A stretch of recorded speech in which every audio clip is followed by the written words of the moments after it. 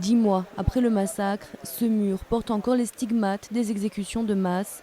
Les spécialistes ont commencé lundi l'exhumation des corps des 12 fosses communes découvertes la semaine passée.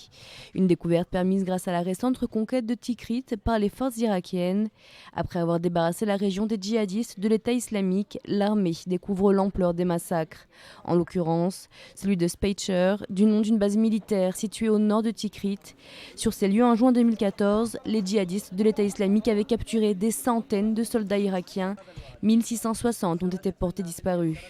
Ali, capturé avec ses compagnons d'armes, fait partie des rares survivants. Ils nous ont dit qu'ils n'avaient aucun problème avec nous et nous ont promis de nous renvoyer à nos familles. Ils ont amené les voitures et ils nous ont même donné de l'eau pour nous faire sentir en sécurité. En fait, une fois qu'ils nous avaient mis dans ces grandes voitures, ils nous contrôlaient et ils nous ont apportés ici et nous ont ligotés. J'ai encore une marque sur mes poignets ici.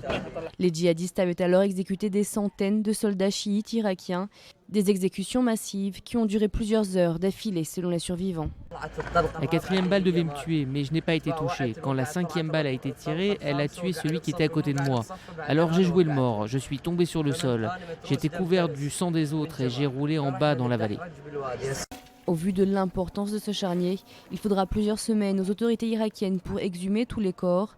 Ce massacre avait soulevé une vague d'indignation internationale et contribué à rallier des soutiens à la guerre contre l'État islamique.